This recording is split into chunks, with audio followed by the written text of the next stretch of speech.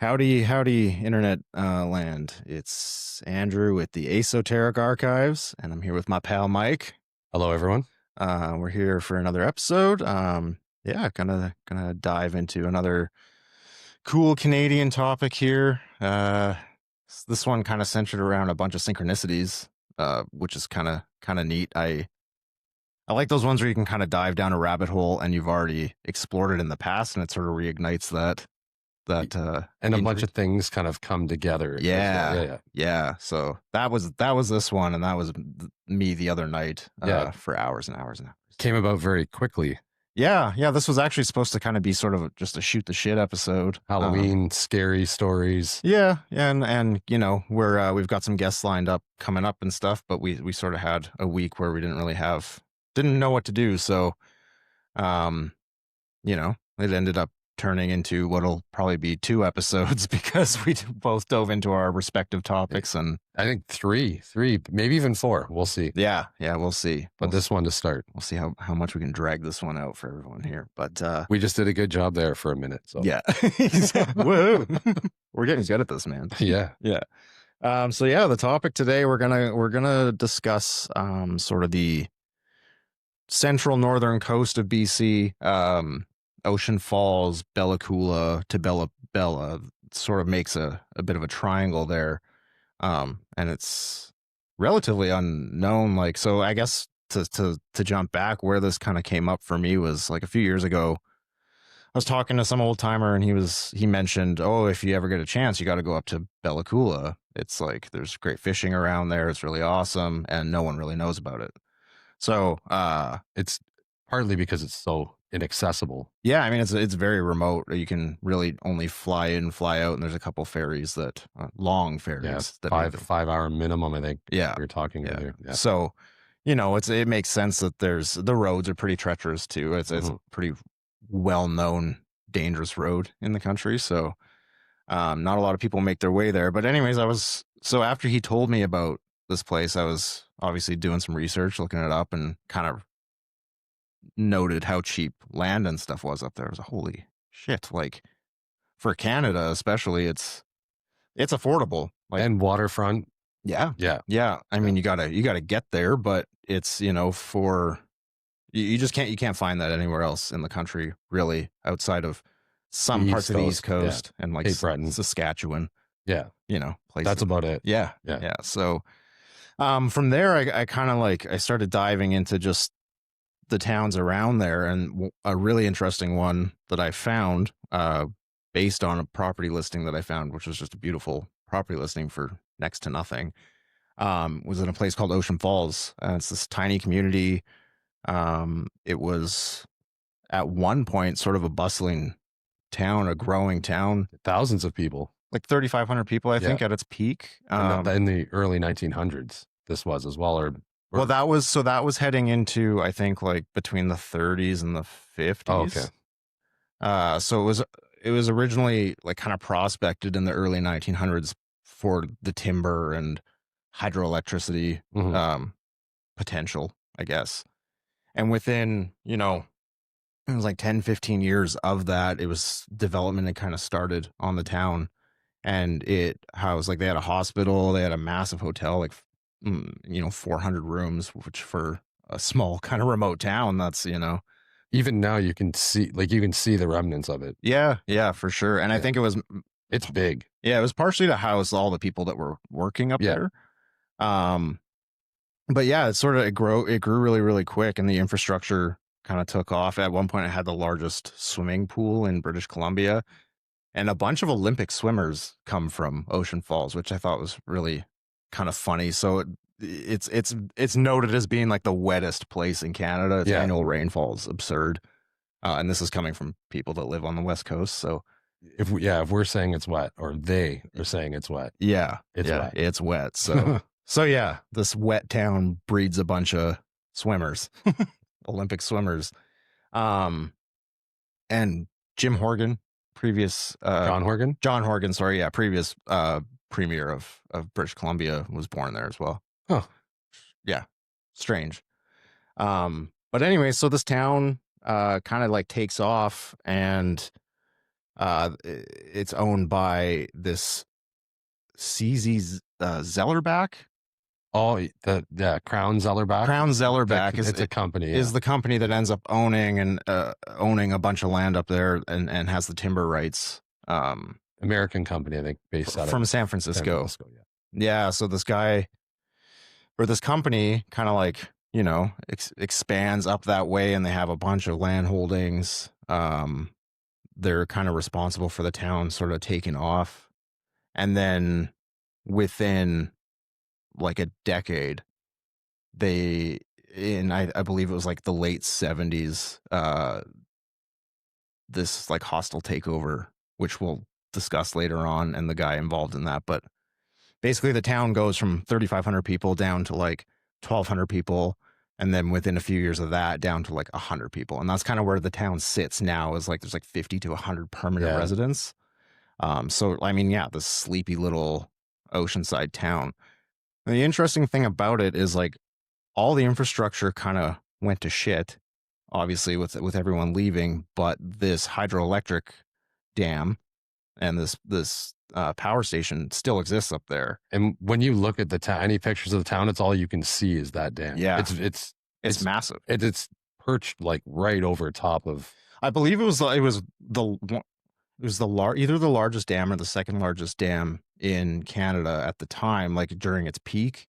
It had like 4 big turbines, and it powered the entire town. It powered all the pulp mill, all of that, and the surrounding area. So Bella Coola, Shearwater, all those different places.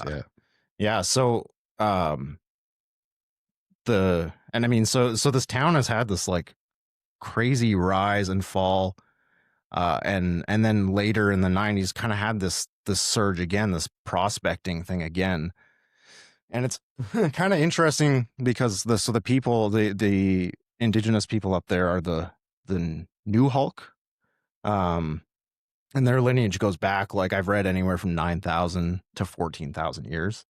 So we'll get, again, these numbers all make sense. I'm trying to kind of chronologically work my way through this because my ADHD brain is just like hanging around to different points. So bear with me as I get through the history of the town and everything. But so the Nuxalk people are, they're the inhabitants of original inhabitants of this area.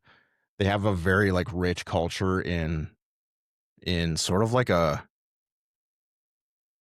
end times doomsday kind of belief, and it sort of falls into the whole Yuga cycle thing. It seems very similar to that. It's totally a lot of fours. Yeah. 4 seasons, 4 catastrophes. Yeah, which is like there's like a flood, famine, stuff falling from the sky, and I think fire is another one. So they basically believe in these cataclysmic events that, and a lot of their history and lore sort of centers around basically that area of land being at one time very important when it comes to like prophecy and all that. So diving into that, I stumbled upon this war goddess that they believe in. Oh, I'm gonna screw this up. I apologize. Kamayets is how it's pronounced.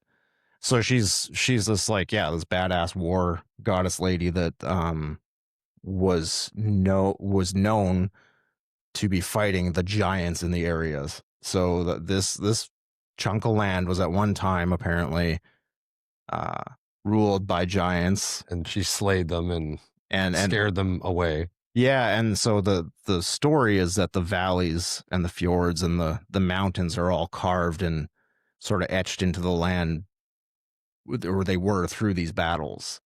And the giants were then, when she slayed them, they were basically turned into the mountains. So we've heard this before, like you look at some of the stories behind the Appalachian Mountains, and same thing. Mountains in Iran, they believe the same thing. It's a lot of this like Nephilim. 100%. It all ties in. Sounds very. It rings very similar. Sounds very similar. Yeah, the story. Yeah. So, and the reason I bring up this lore is because it's still kind of like it plays into kind of what's happening to the land and these people today. Throughout like the 1900s and up to today. So they were. I listened to an interview with one of the New Hulk elders, and they were talking about sort of their battle with this exploration company in the early 90s, late 90s, early 2000s, called Juggernaut Explorations. Which the name alone is, a little presumptuous. Hmm. Like Juggernaut is like, Lord of the World, I think is what it translates So to. yeah. Yeah. So it's like, yeah, they have an agenda. They're trying to, they're not just exploring, they're trying to, conquer in a way. So this company was trying to get into the mining game up there Hmm. and mine for gold and copper in the area. And the New Hulk people obviously fought against that. And I should mention, like, they're a very like independent tribe. Obviously, they're super remote, so they know the land really, really well. This is a lot of these people have never left the area. Um, but so this elder in the interview, they're talking to him, and he's talking about the Juggernaut exploration coming up, and he said they're trying to awaken the giants. He kept saying that over and over, and they're trying to awaken the giants because what they were basically going to do is level a lot of these mountains and Strip mine them. yeah, strip Yeah. mine Yeah. everything. Um, They Juggernaut too. I think they when I looked up them a little bit, they specialize in glacier. So they go to where glaciers are receding, yeah, and that's where they start mining from. And there's some glaciers, receding glaciers, fairly close. yeah. Yeah. I mean that would make sense. So it's north. It's super north compared to where we are. Um, but it's sort of that like middle ground between, I guess, Vancouver Island and Alaska, Hmm. heading up that way. So it would make sense that there would be. That's kind of where the glaciers start, right? So Hmm. they're gonna melt there first. Um, but yeah. So, anyways, they managed to fight off this juggernaut exploration, and the way they did it was really interesting. They erected all these totem poles throughout the mountains, and I mean, partially as like a standing their ground kind of symbolic thing, obviously, but there's also like a legal aspect behind it because they're not allowed to explore in any area that's like culturally significant. So if by Hmm. placing these totem poles in strategic spots, it essentially like created this like spiritual fence around around Awesome. them. So yeah, so They couldn't pass. it was a legal battle and they weren't able to actually break ground on anything. So And I believe he also said in the same interview, you can't arrest a totem pole, yeah, yeah, which is exactly. awesome. Yeah, versus like If it was these a human chain of people or yeah something, yeah, or what's going on in the. yeah. So it's kind of brilliant and a really cool display of culture. And so I thought it was a great story. Hmm. Um, so yeah, anyways, so these people have like, they've been fighting off industry for a long, long time.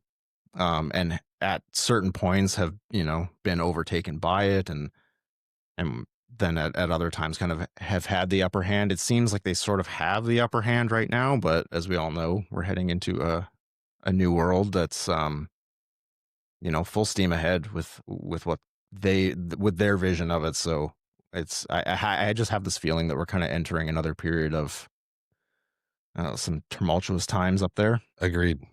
Um, so Probably for water. yeah, I mean, there's a ton of resources up there. There's still like I said, there's the gold, there's the copper, there's still like the forests up there are so dense. Hmm.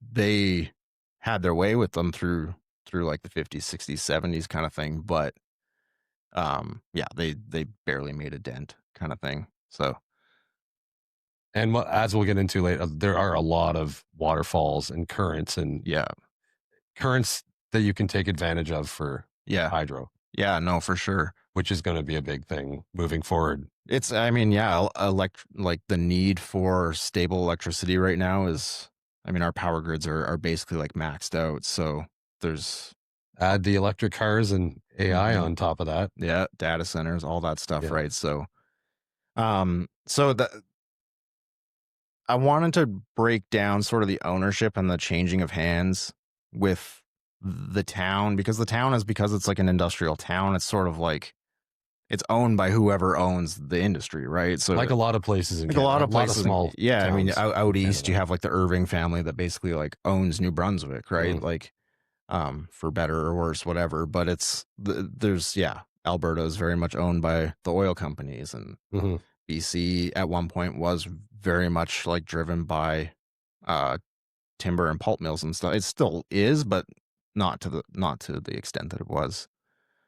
So anyways, this company in San Francisco owns basically all the land and the pulp mill, the hydroelectric dam. It's all owned by the Zellerback company. And in the late 70s, along comes this guy, Sir James Goldsmith. Now he's, What a name. oh yeah, I mean, like, I mean, even Zeller, Especially considering what you're gonna yeah, say. even What a great Zellerback, name. right? Like Yeah. these guys just It have like, sounds so made up. yeah, titans of industry, Yeah. right? Um, James Goldsmith. for sure, Sir James, Sir. yeah. So this guy he kind of makes a name for himself in as like kind of one of the first uh kind of business sharks. He's like a venture capitalist, like the way private equity is eating up everything right now. He's kind of the godfather of that, or one of the godfathers of that. He kind of came in like a freight train, disassembled companies, sold off assets, stripped everything, and then just like maximized Love whatever. it. Yeah. What a great man. Oh yeah, like I said, right? Like just an innovator, a great mind. Yeah. So so he comes in, and at the time the Zellerback company wasn't so good with their books. They were basically like the market value of the land they owned wasn't noted as being what it actually was. So this guy came in and was able to basically do a hostile takeover and buy the company up for what would be like pennies on the dollar sort of thing. Like, Mhm. I think it ended up being like a $1.5 billion deal overall, but the land itself was only valued at like $12.5 million by the Zellerback company, and it was worth hundreds of Way more. millions, Yeah. you know. So this guy comes in. That's what that was because of the tree. It was I think too the value of the lumber wasn't counted into the Well, that was it. that was Yeah. yeah. It was like the commodity price wasn't actually included. It was just the land that it was on, Mhm. which, like, at the time was, I mean, like I said, even still it's cheap up there to buy Yeah. land, but it's what's on the land. Yeah. So to go back a little further and break down this guy's history a little bit. So he's born in France. I think he's born in Paris in 1933. Affluent family. His dad was a member of parliament, and a dick. Probably. Probably, Yeah. right? Like everything I read kind of points in that direction. So he he he works his way up in business, and a lot of what he invested in early on was like food products, pharmaceuticals, go figure. And yeah, just like kind of boring stuff, right? It wasn't really into the industrial end of things until he started seeing the value, or how undervalued these companies were, Mhm. and then started taking them over, and eventually actually built up quite a portfolio in pulp mills and water and all that stuff. So mostly natural resources. Yeah, That's what he moved into. that's what he moved into. So anyways, this guy's known, like I said, for being a shark. He's he's taken over companies. He's screwing people over. He's like running a train on whatever town he kind of enters, and to the point where they did have a bunch. There were, again, like, more lawsuits that were against his company, the Goldsmith Corp, for environmental damage. Like, he was basically just leaching a bunch of chemicals into the ocean. And this is all noteworthy because of the hypocrisy of everything, Mhm. that we'll get into here. But so he's Yeah, he's running this company. He's destroying the town. The town is kind of starting at this point to like break up. Like I said, by 1990, there was barely anyone left.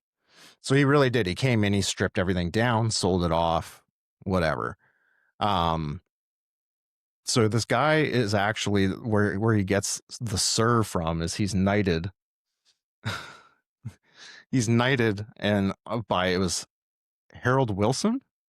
The prime minister who stepped down. Yeah. He resigned. So he resigned, Harold Wilson. And but so when the prime minister steps down, it's very much similar to like how the president of the United States can hand out a bunch of pardons, right? When it's like his last week in office, he just auto pens a bunch a bunch of pardons for you, a pardon for you. Yeah. Except there it's knighting them. Yeah, it's this like royal order kind of thing. So Harold Wilson, this is became. Do you have to call them sir? Sorry, I'm sorry. I don't know. Is that I don't say Sir Paul McCartney. I would not call anyone anyway. No, yeah, I think it's just a like a pen name, like they probably get a tax break or something because of it. But yeah, so that's all good. So this guy, this James Goldsmith, is added to this list, this like royal knighting list, as this guy's like resigning in disgrace. And it's funny because the list that he presented, like usually obviously it's a notarized like the official kind of document that gets drafted and then signed off on. Well, this Harold Wilson guy just took like, it's called the lavender list. That's what it ended up being called because he wrote this list on a piece of lavender paper out of his wife's study. That's awesome. Yeah. And that's really official. Yeah. So, I mean, this guy was probably, like sipping on whatever he was sipping on and doing it in the bathroom in the morning. Yeah. Writing off this list of just his buddies. Cause that's effectively what it was. Like when you review what the lavender list was, these people had a lot of them were just like entrepreneurs, like business tycoons, nothing to do with any humanitarian cause or anything. And even the reason, because obviously he still has to give a reason as to why he's knighting this guy. This is the best part. Yeah. So he's knighted for his, it was like influence on exports was the first part, but then it was like his humanitarianism and his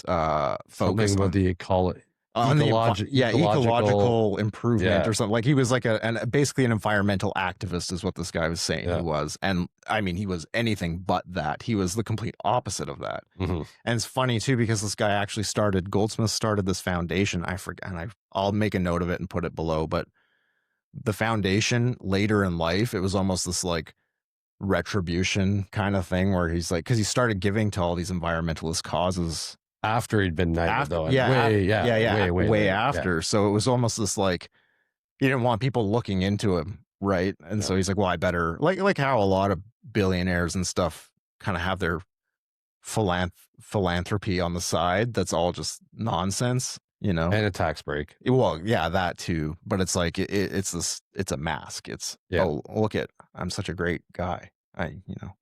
As he's spilling chemicals into the ocean and destroying with one foot and, while he's handing money out with the other hand. Yeah. So this the lavender list I thought was just too funny. It's basically this disgraced look, and it faced a ton of ridicule. Like people were not happy about it, but didn't they try to get them to recall some of the? Yeah, and his was one of the main names that they tried to recall from the list, but it didn't work. He still got his title. And I think he ended up dying in, it was like the late 80s, early 90s, something like that. Hey, can maybe posthumously take it. No, you can't do that. Yeah. So anyways, the reason I wanted to kind of break down this Goldsmith guy is because you just like, when you start looking into these, like, anytime there's like big business in remote areas, you gotta want, like, there's always someone behind it that's part of a bigger picture. 100%.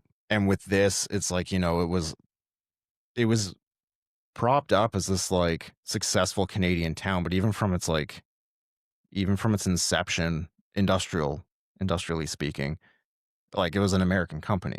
Mm-hmm. And then it was this guy who's like a French businessman, and so it's never really even been owned by Canada. It's they're like obviously there's Until now. yeah until Yeah. now. So now there's a I think it's Boralex that owns the Yeah. own. Do you know who owns Boralex? No, I did not see who owned it. So the number one, the biggest, there's a consortium that owns 58% of the shares. Yeah. I'm sure you could name two of the top five. You know all of them. So Vanguard, BlackRock, Yeah, BMO, no, that's Bank of Montreal, yeah, RBC, and then I can't remember the fifth one. It's RBC, crazy. BMO, Vanguard, BlackRock, and another company owns 58% of the shares, and then 17.5% of it is owned by the Quebec Pension Fund, I think is what it boils Weird. down to as an investment Yeah. for them. So yeah, so like the town when it kind of went belly up, this hydroelectric dam, like we said, still exists, and that's what's owned now by this Boralex company. They own a bunch of like wind power generators and things like that. Like they're very much in like the renewables sector. They've only got into the dam game. Yeah. For I think since 2009 is when I read. It's been fairly. Before that, it was wind and solar, and that was their big thing. Yeah. And they have an agreement with, that was the other thing I was going to mention, sorry, and then I'll let you keep going. Yeah. They have an agreement with Nestle in France. No way. And Nestle's a great company. Yeah. Well, there's the French connection's still there. That's odd. Yeah. Yeah. Nestle, for another day, we'll get into what they've done with water around North America. But yeah. Google it. Yeah. Or AI it. Sorry. Continue. Yeah, no, so anyways, yeah, that was kind of I wanted to sort of bring it back to present day, to kind of show like how much has changed in this town over such a short period of time, like 120 years kind of thing. This town's had like 2 boom and bust cycles. And is it going to happen again? Is it going to happen again? And so part of what's up there now, like we said, there's like 50 to 100 permanent residents, this hydroelectric dam. And then one of the only things, other business sectors that's tied to it is this Bitcoin mining. So Ocean Falls Technology, I think. Yeah, something like that.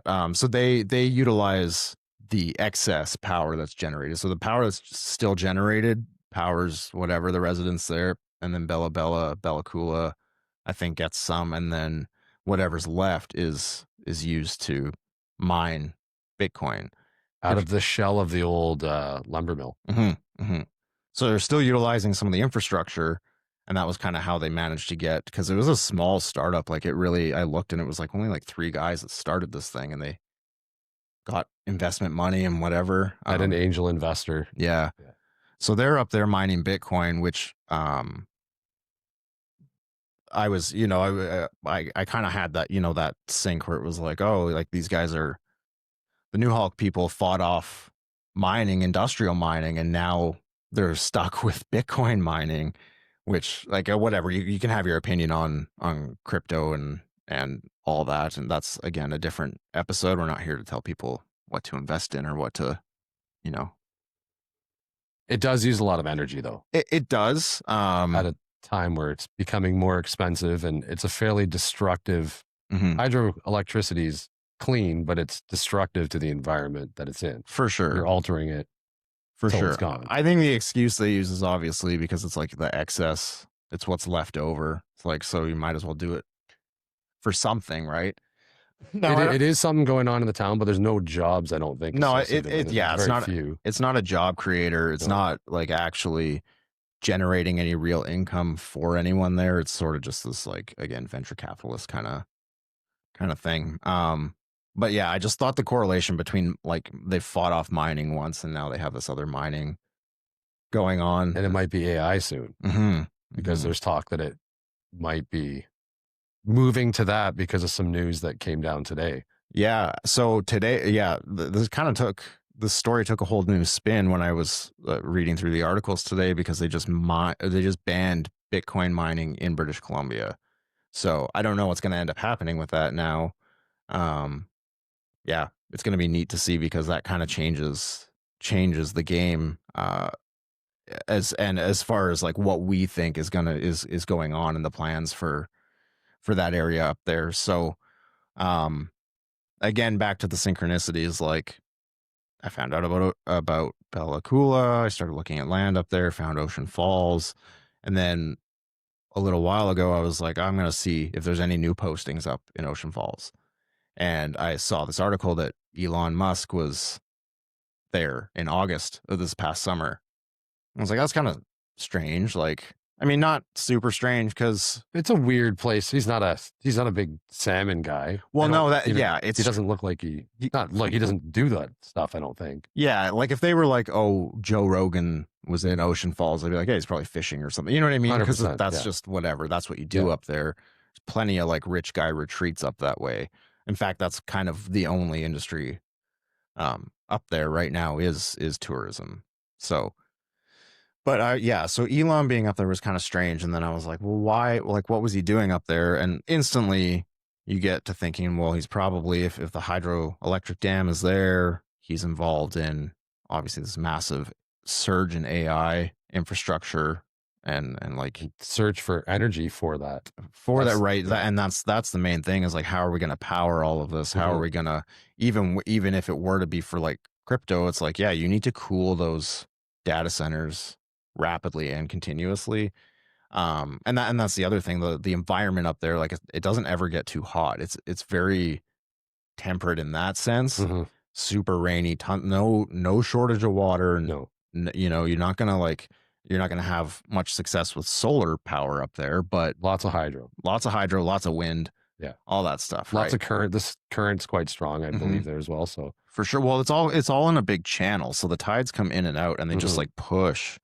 It's like it looks like veins, right? So you're just like forcing all this water in and Mhm. out every day. and something if it was running off tide current, it's Mhm. more predictable than wind, right? Absolutely. Yeah. Yeah. You can set your clock to it. Yeah. Yeah. So that was my initial speculation of why he was there, and I started digging into that, and I wasn't really getting anything from it. Nothing was confirming that. The only thing I actually found that the reason that he was up there was apparently that he was scouting out this property. It's like 450 acres. Hectares. Hectare. Yeah, sorry, 450 hectares. So what? How many acres? You know how much he paid for it? Sorry, 1.4 million is what that guy paid for that property. Wow. The guy you're going to bring up. Yeah. Okay. Sorry. That's wild. It's all I could think of when you were talking before about how cheap land is. Mm-hmm.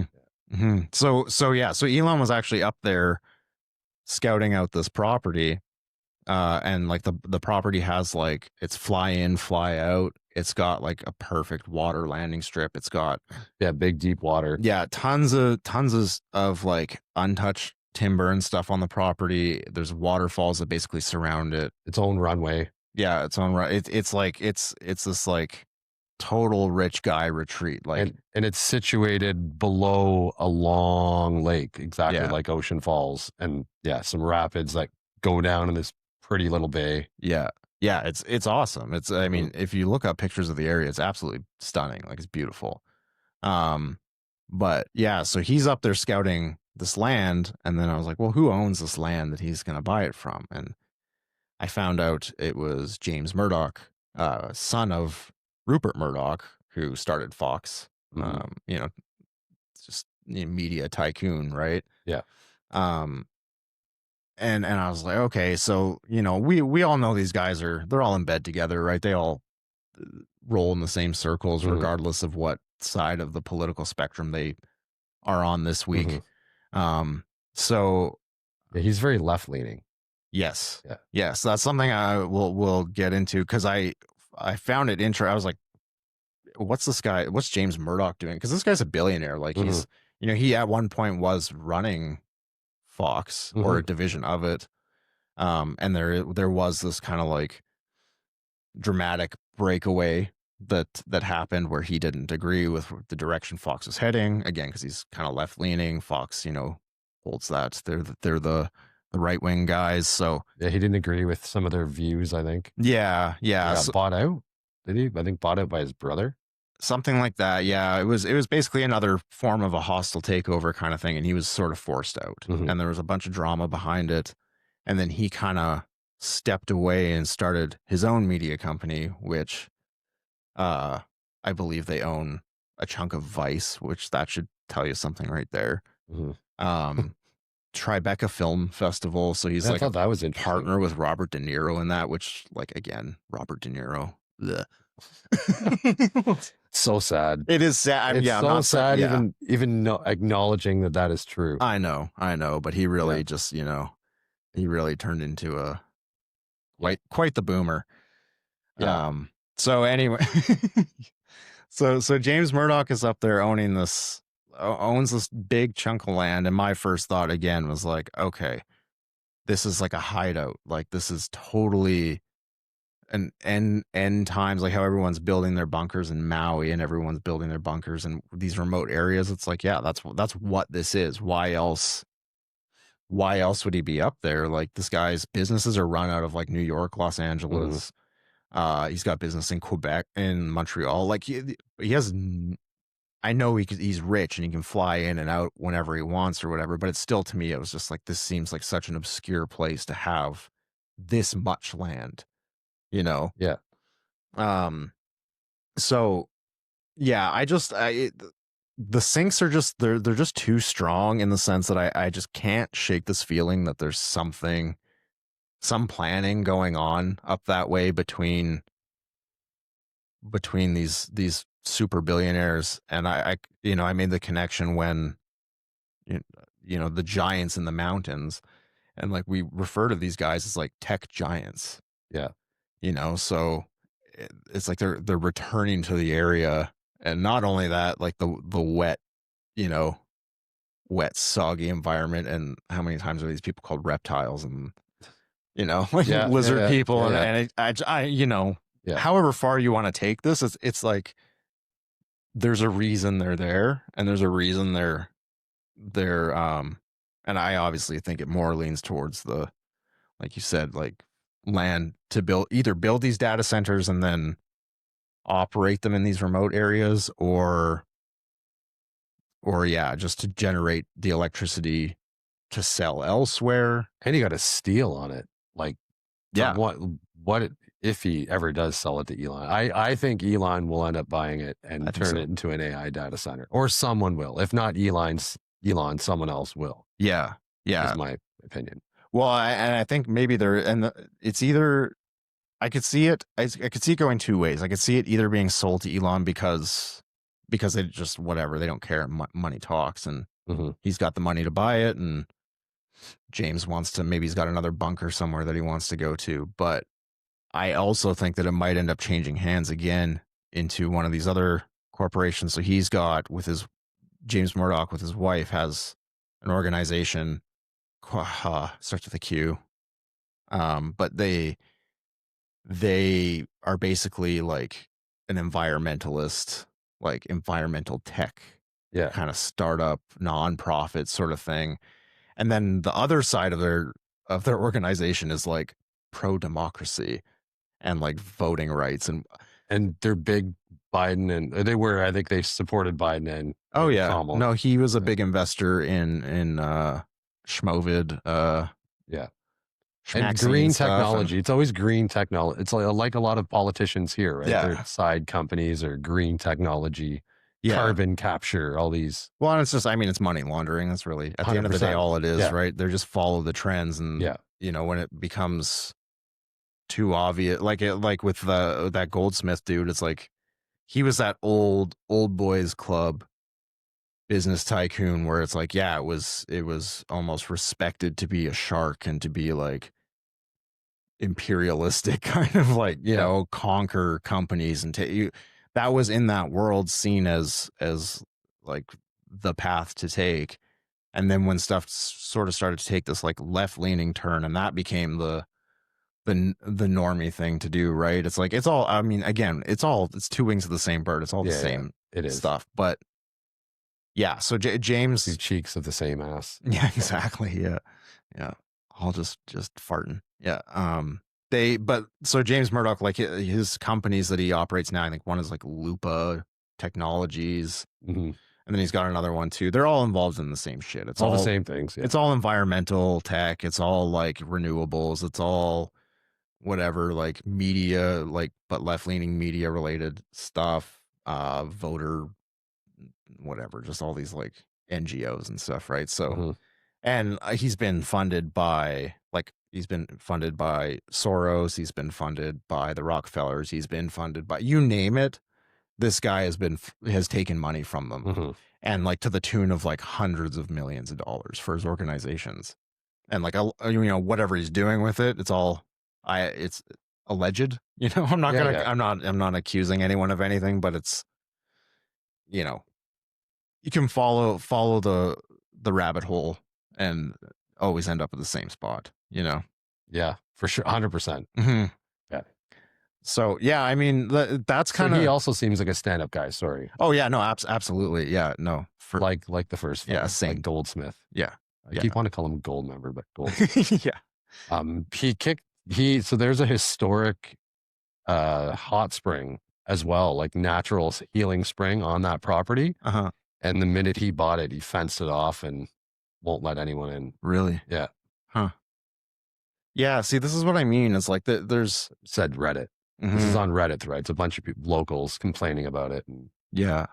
Well, I think that's just it. Is like in Canada, there's so much remote space that like you see this in the U.S. and more densely populated countries where they're trying to take over some of these, like they're trying to push people into the cities and get them out of the rural areas and stuff. But here you don't really have to do that because there's so much open space anyways. Like you don't obviously, like, you destroy industry and that drives people out of the town, but there's no one left up there to really drive out. They just have to sort of maintain the population as is and hope that, I would assume that they would want the culture to just fade away over time, which unfortunately it kind of is because there's yeah, not that many people left.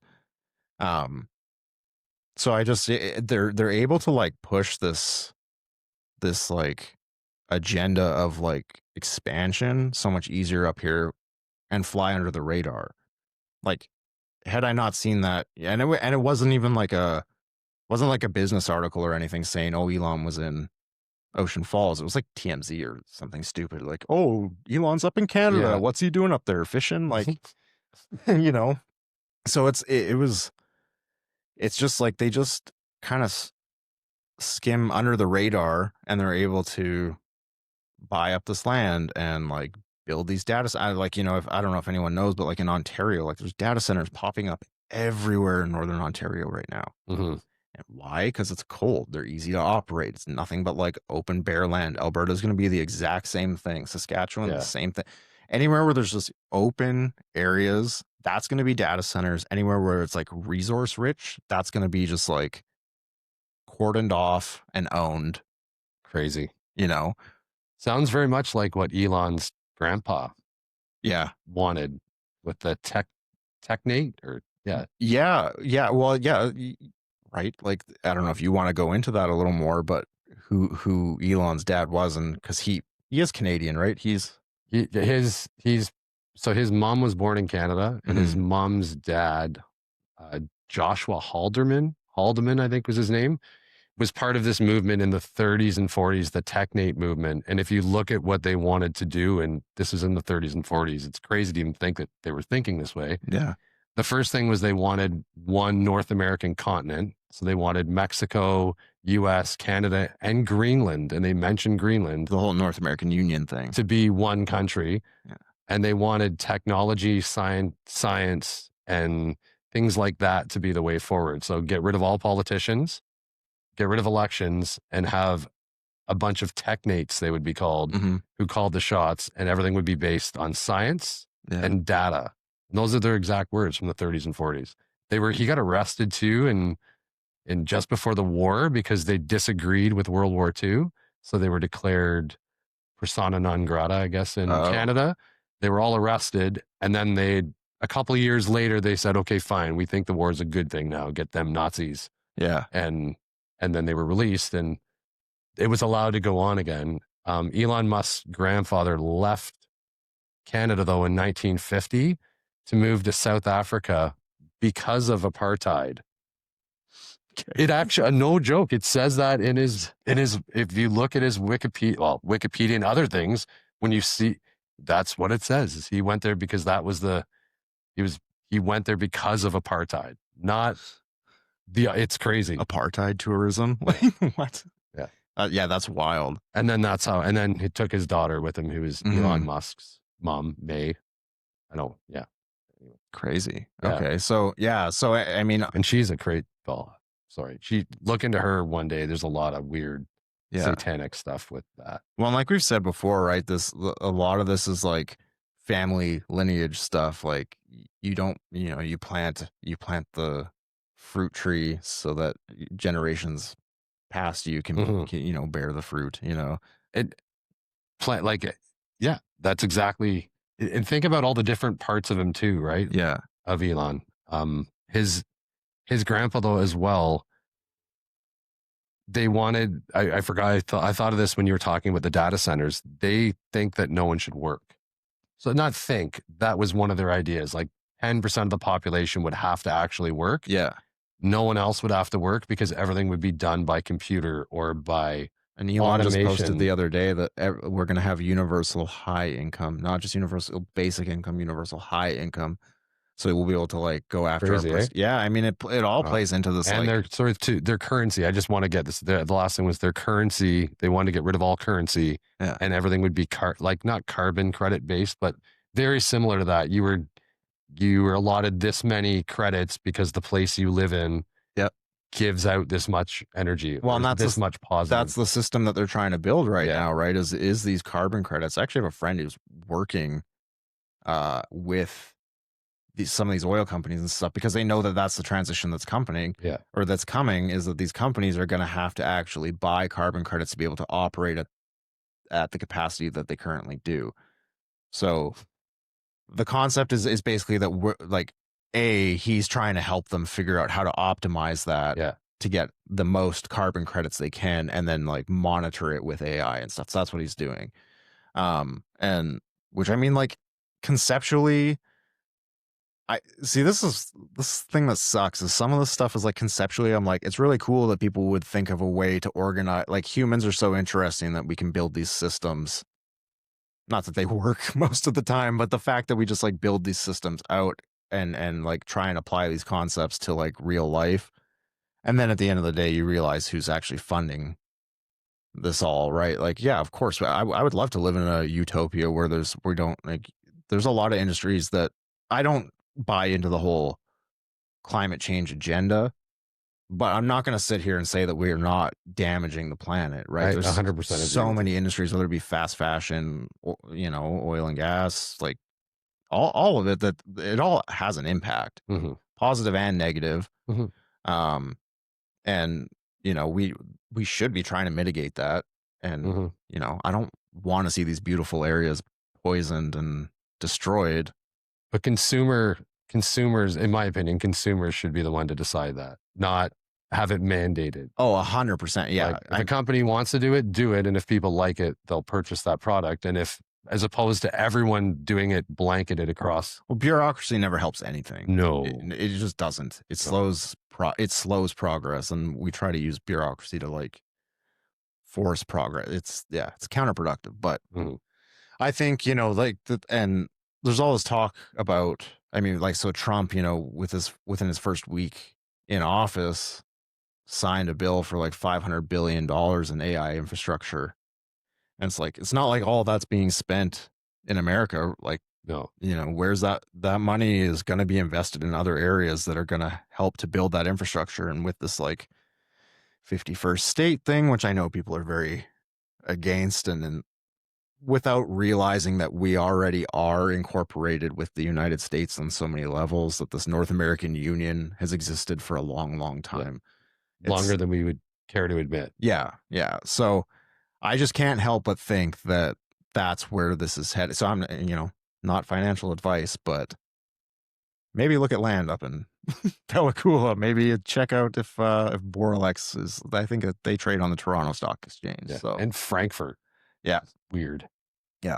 So anyways, there's that going on, but I feel for the people up there, in the sense of like, yeah, I kind of do feel like we're coming around to this point where maybe this like end times prophecy that they have is actually being fulfilled a little bit, and not in like a literal sense of like, the Nephilim are back, or maybe we will release the Nephilim again, and they're gonna, there's so many theories out there about like old world maps, and that like, North America was actually the Middle East, and Graham Hancock has touched on things like that before, and Gregory Little talks about things like that as well. And so you never know, like the fact that all these stories sort of like cross over, to me says maybe it all just before the continents broke apart, maybe this was all just happening in collectively. You look into even like the New Hulk people, like the furthest history back I could find was 14,000 years. The whole Yuga cycle thing is like a 24,000 year cycle, right? So who knows, how a year was calculated at one point, but we could very well be in that cycle again. And flood was 6,000 ish years ago, correct? Yeah. Yes. Younger Dryas was 11. That's two pretty big things that went on, right? So, or pole shifts too, like in concert with or independent of those things. Yeah. Also happen. And that area, if you look at it on a map, would be massively reshaped by any natural disaster. It could cut it off from the ocean entirely. Well, definitely. So it kind of falls on that fault line where if say there was even a big earthquake in like Alaska or another one in Japan that forced, it more so be like Alaska and around there, but it would force the water. Yeah. Russia could trigger something, but it would basically force the water into those channels and would flood that entire area. Because it's north of Vancouver Island, but south of Haida Gwaii, right? It's kind of in between. Yeah, it's kind of like something. It's kind of like right across from Haida Gwaii, like it's sort of just south. Yeah. So I mean, it really that war goddess story and how because so to go back to that, after she destroyed the giants and stuff, she apparently left. She went off planet or inner planet. That's or in the mountains. Yeah.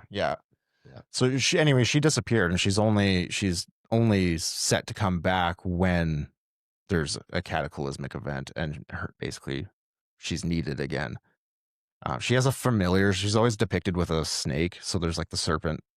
Looks like a lot of other Egyptian and Greek. I think it's Hecate or very similar. And I've seen some depictions too with like moth wings as like her helmet or whatever kind of thing, or monarch, however you want to look at it, kind of thing, right? So the snake is her familiar. The snake apparently like shows up before her. So when something's about to go down, the snake shows up. Sea serpent. It's a sea serpent. Yeah, I believe too. Yeah. So I mean, maybe it's the Cadborough Bay. Cadborosaurus. Yeah, maybe that's what it was. Maybe, yeah. So keep an eye out for serpents up that way, and if you start noticing serpents, maybe just I don't know. Yeah, get to high ground. Yeah. Go to James Murdoch's place and jump on his runway and fly out of there. He's got lots of room apparently. So yeah, and a hot spring. You could take a bath, and it's right beside his property. Like really. Yeah, it's not far. It's very tight in and close to the ocean. It looks like it would actually be a beautiful place to sit in a hot spring. And I'm sure it would. Yeah, it's I've never been there. I've never been there. No, neither have I. I really want to go. Yeah. I would, like Love I said, fishing. Yeah, we should buy a property up there. Oh, just and do this out of there. Yeah, that why not? Would be amazing. Yeah, we can invest in the Bitcoin mining. Oh no, we can't anymore. Never mind. No, and I won't invest in the AI myself. So no. I know it's the future, and that's where we're going. But I want no part of it. Well, yeah, I will not feed it. I think things can be either positively or negatively polarized, and I think there's like a positive and negative outcome for everything. And that includes all human innovation. Like cars have done a lot of damage, but cars are also awesome, and cars allow us to do a lot. You know what I mean? Like the internet. Oh my God, what has it done to us? Social media is one where I guess we're on social media, but still, I don't see very many positives that have come out of that. There's a sense of community that's built with it, and I mean, it's again because it's been co-opted, right? Like I think social media, if it's just allowed to flourish on its own, would naturally break off into its own tribes, just like humans tend to do, But the right? algos, But the algorithm directs your attention, and that's what it's become, just a game of attention. Yeah. Versus it started as like a thing of communication and community, and now it's just about like garnering attention and influence. Mhm. And so it's like, yeah, it's been negatively polarized. Whereas I think like AI, again, like it could, I mean, people make the argument where it's like, oh, we're going to have AI politicians. And it's like, yeah, I mean, I see how that's scary, but like we have real politicians and they're terrifying. They're evil. There is an AI politician in Yeah. Where was that? Slovenia. Bolivia, I think. Yeah, Something like that. I thought it was somewhere in Europe, but it could be. Yeah, it could be. I forget, but yeah, It was crazy. I read the other day that she's appointed something like 150 judges that it made up. It's like it's already going haywire. Like yeah, Wow. yeah, it's just self-replicating and doing its thing. But so again, like but do you know what I mean? Yeah. Like the argument of like, okay, well, what's worse, these corrupt, evil lizard people running these countries, or this like whatever digital demon? Like, I don't know. I'd rather not have either. I'm more afraid of the digital demon myself because the other ones are nincompoops. Yeah. Well, yeah. I mean, yeah. I don't. Yes, I agree. Right? Like at least the AI scares the living bejesus out of me. Yeah, I get it. I was very resistant to AI for probably the first like year and a half that it was out, and now I've learned to have fun with it in my own way. I have rules. I have lines in the sand. Like I don't ask it for advice on anything. I won't ask it like anything um like theoretical, really. Like I'll ask it for instructions on how to fix something or whatever, because it's easier than sifting through a bunch of YouTube videos of guys with bad audio and whatever. I can just like quickly look things up. So it's more of like an indexing tool. And I don't want to bore everyone of how I use AI, but I totally understand. Everyone I know uses it. Increasingly, it seems weekly. Oh, it's nuts how fast it's. I've never seen a shift in human behavior so quickly as with AI. It amazes me, and it's not you, but how many people use it for their job, and they're just going to be replaced by AI on their job, and they've trained it. Yeah. What is worse than training the person who's going to replace you? Yeah. Anyway. Well, doesn't matter. You're going to have universally high income. Yeah. Yeah. Right. Yeah. We're all going to be James Murdochs here soon. 100%. So whatever. With our credits. Yeah. So I don't know, man. I kind of think like I kind of think that they're gonna invoke this war goddess again, and she's coming back. She's gonna have to deal with these tech giants up there. It's gonna be really interesting to see what happens with the town. I kind of wanted to bring it up also to sort of like, for whoever listens to this, to raise some awareness that it's like, these things are happening in these small communities that no one's paying attention to. Everyone's paying attention to the big cities and what's happening there. And, the big cities have always been a mess. They're going to remain a mess. It's just the way it is. They're big cities. But like, that's the distraction they use so that you don't notice what's actually happening behind the scenes, and these like high rollers that are setting up shop in these small remote areas. And it's scary what they might do with them. So yeah, I don't know, man.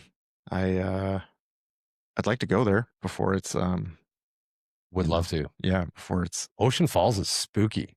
When you look at and when you see it from overhead, I was like, there's no way 3,500 people live there. And then I saw actual pictures of what it looked like in the town, and there's houses everywhere that are just overgrown. Yeah. Like completely overgrown. Blackberry bushes through them. Like, kind of look like the cabin. Yeah. So, a couple years back, I got obsessed with this show called Port Protection, and it's in Alaska. I didn't see it, but I remember it. Yeah. It's a small community. There's like 100 people, and it's probably very, very similar. And at one point, it was this kind of bustling fishing village, and you look now, and there's like nobody that lives there, and it's sort of the same thing. So I imagine Ocean Falls is very, very similar to that.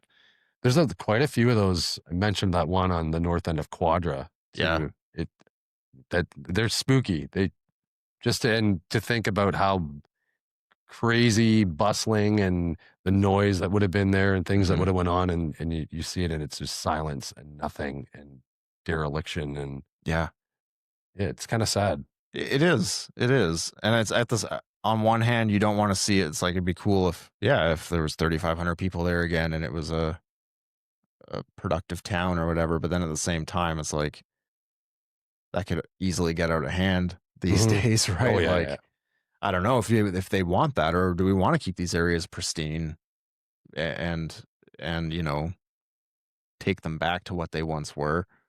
I think that's obviously what the New Hulk people would like to see. I would think that places like that, if people live there and live off the land and live with the land, no harm, no foul. Yeah.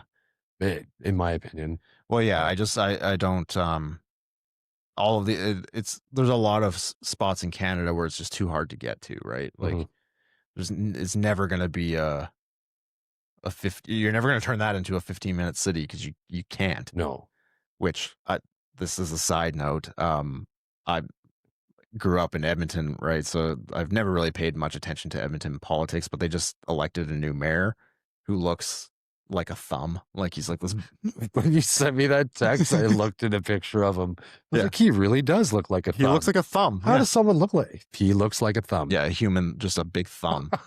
So he's very, very pro 15-minute city.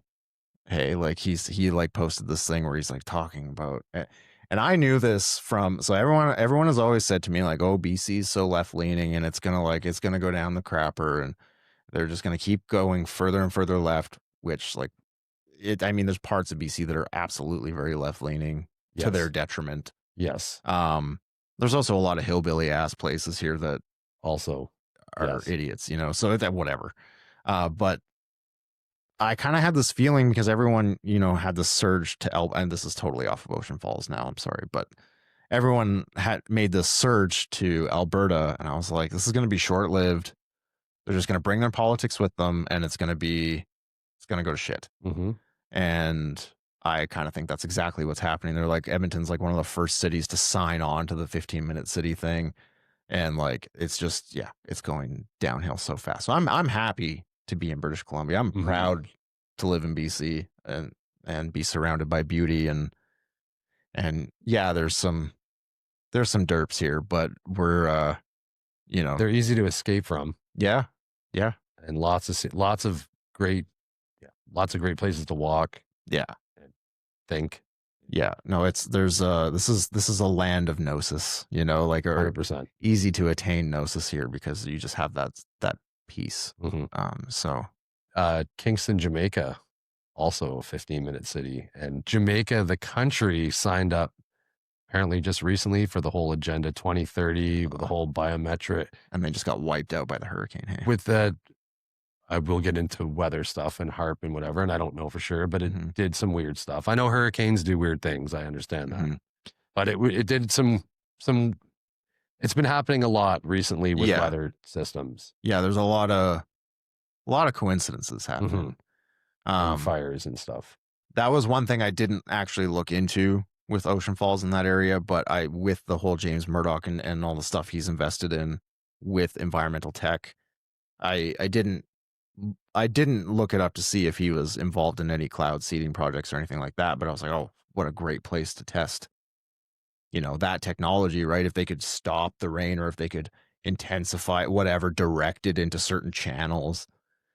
Like there's so many things that they could be doing up there and just getting away with taking that weather system and expanding it outward to make it do the same thing. Because there, I think if it rains for it can handle the rain. Oh, for sure. That's what the environment is. And the wind and everything. But my thought was more, like you said, there's like specific waterfalls that fall into specific channels and fjords and whatever. And it's like, if you could direct the intensity of the rain, you could, increase the output of the dam. I don't know. It's just kind of me spitballing, but. Or steer this. I do believe they can steer and pause and move storms. Not perfectly, but generally to an area of their. There was a guy on Tim Pool recently, and I actually don't really like Tim Pool. Even though I'm wearing this I was just beanie. going to make fun of you. I know I was, yeah, beanie. no. I know I had that thought today. I was like, this will be the second episode I wear this. I don't want this to be like a thing. So it's just that I don't do anything with my hair. So it's a mess. So that's why you get it. It has nothing All to do good, with, man. yeah. I wear a hat because I have no hair. So Yeah, we all have our reasons. Yeah. Yeah. So but yeah, this dude was on Tim Pool, and he's this young tech bro. And he's got like a mullet and that dumb mustache that everyone has now. And is it the cloud seeding there guy? was a cloud seeding guy, yeah. Punch him in the face so bad. I'm sorry. No, yeah, I can't believe I'm saying that anymore. But he irritated me too. I was just like, this guy is just the arrogance of him. And I don't even believe that he actually knows what he's talking about. I think he's just like, he's probably practiced those big words in a mirror so many times that they just send him out there and they're like, go be the bro. They know everyone's going to hate him anyway. Let's make him as hateable. Yeah. It's like Justin Trudeau. They know. Well, they know. Let's make him as hateable. And when if you ever meet like a mega douche, like they're never bothered by the fact that everyone thinks they're a mega douche. They're usually into it. It's kind of their thing, right? Yeah. So that's whatever. That's besides the point. But so we should do some more digging into James Murdoch's investments and what Lupa Technologies and all of them are actually doing, because I have a feeling it probably that's part of it. Yeah. And keep an eye on that property up there, and if it is actually sold, because I don't believe he's bought it yet. Elon, no, he didn't buy it. He was just scoping it out, kind of thing. But and how often is James Murdoch even there? Well, yeah, that too, right? Like he probably utilizes it as like a retreat spot for his companies. You know, all the VPs go up there, and apparently has a really nice restaurant or something like that. Yeah. So I don't know. Go up there and do their whatever their pray to Baphomet or whatever the hell they're doing up there. Must be hard to find adrenochrome there, though. Yeah. Whatever. But fly it in. Yeah. It's just what was once a CIA training ground for professional swimmers is now a getaway from media tycoons. Yeah. So anyways, that's my you may know this. I just realized, and so they're Elon and him, because Elon's far right, not far right, but I know Elon was always kind of left, and he's now went. They're definitely from opposing sides of the fence. Yeah. But he was on the board of Tesla, wasn't he? He was. That's what I mean. They're all in bed together. Exactly. Like they just want to make money. Mm-hmm. They're all billionaires. You don't become a billionaire by having opinions. Donald Trump, I believe, got money from George Soros. A long time ago. Yeah. He got bailed out or did something to do with Trump Tower. That's like when you have that amount of money, there's no moral high ground. No. Yeah. No. It's all so. Yeah. Anyways, that's my take on Ocean Falls and kind of what's going on up there. I should have I should have dove more into the New Hulk people, because it's so interesting there. Mm-hmm.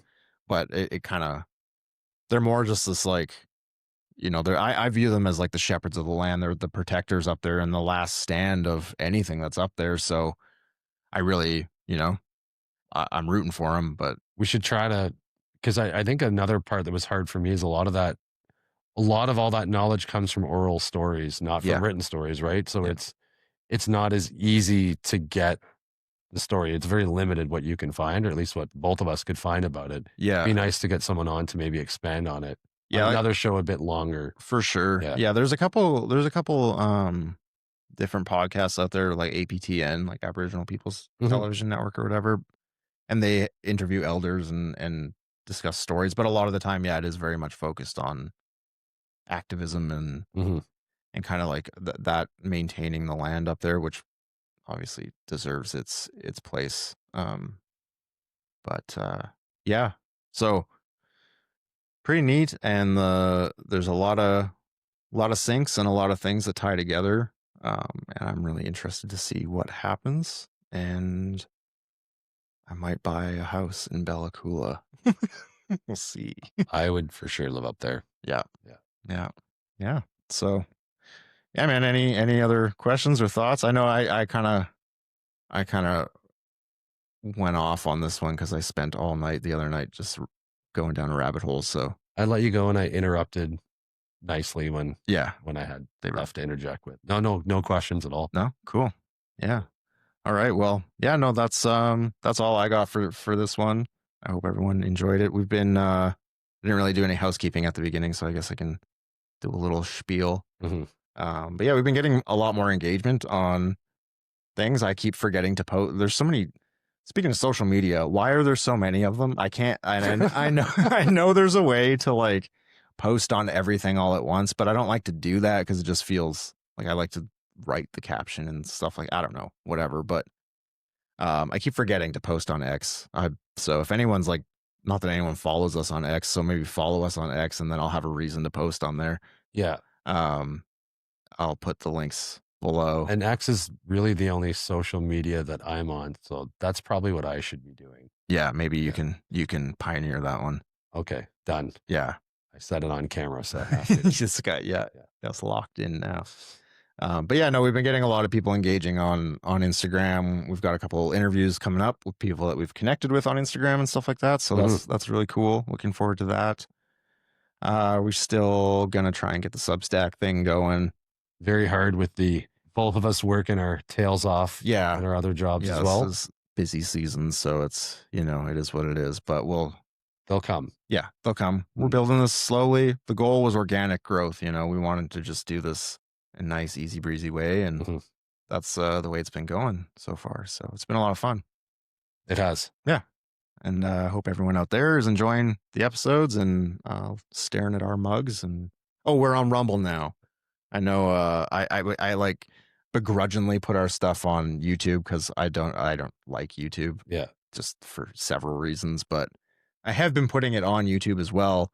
Far less engagement on there, but put it up on Rumble, and we're doing all right so far. So thanks to the Rumble team and the community out there. And thanks for watching on Rumble. Yeah. Thanks, everyone. If you want to be a guest on the show, just reach out. We're super approachable and easy to get in touch with. I'll answer you probably within a few minutes because I always seem to have my phone next to me. And yeah, we'll go from there and do that thing. Yeah, do the thing. From the land of the high seas and the tall trees, I'm Mike. I'm Andrew. Have a great night. Take it easy.